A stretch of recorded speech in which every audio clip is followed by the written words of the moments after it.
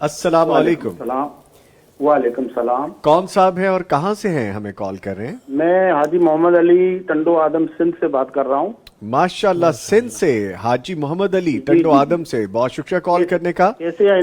कैसे है नवीद निजामी साहब? मैं सर हाजी साहब आपकी दुआएं हैं। मैं मुफ्तियान कराम को भी अस्सलाम वालेकुम वरहमतुल्लाहि वबरकातुहू। वालेकुम अस्सलाम।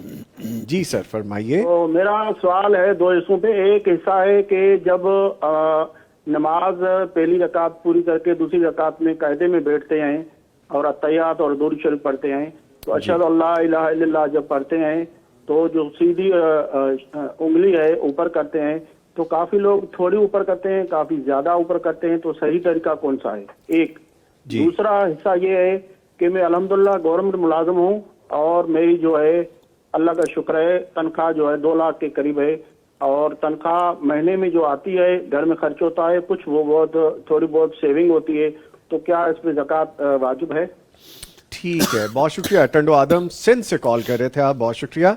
मैं मुफ्तियान कराम से कहूँगा इसका जवाब दें। पहला सवाल तो ये है कि नबी रहमत सल्लल्लाहु अलैहि वसल्लम जब तशहद में बैठते थे तो ये हाथ जो है ना, इसको 3-4 तरीके हैं रखने के।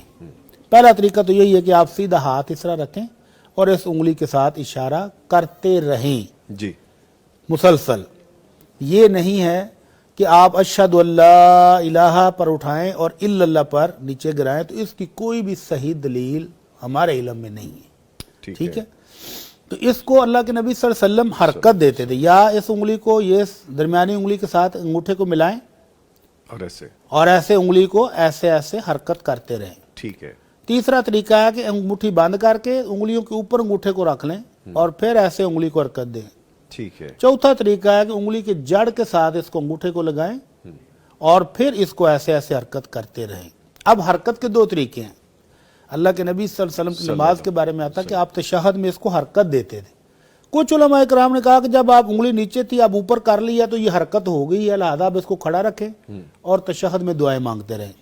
दूसरे उलमा कहते हैं नहीं, हरकत का मतलब है इसको मुसलसल हलाते रहें।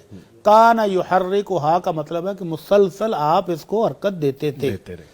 इमाम अहमद रहमतुल्लाह से पूछा गया कि कितनी हरकत देनी चाहिए, तो वो कहते हैं वल्लाहि शदीदन, जोर जोर से हरकत देनी चाहिए, क्योंकि ये शैतान के सर में लोहे के गुर्द या थोड़े से भी ज्यादा लगती है। वो कहते हैं शैतान काबू इस वक्त आता है तो इसको मारो। तो जोर जोर से करें, जोर जोर से नहीं, इत्तेदाल के साथ भी करें, तो इसको आहिस्ता आहिस्ता हरकत देते रहें और दुआएं मांगते रहें। यही सही तरीका है इस उंगली का।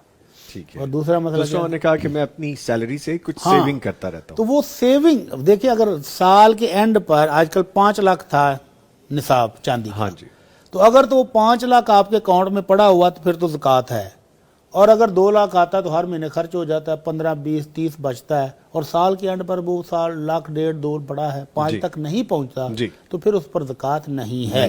और अगर 5 या 5 से ज्यादा पड़ा हुआ है तो फिर उस पर ज़कात है। ठीक है।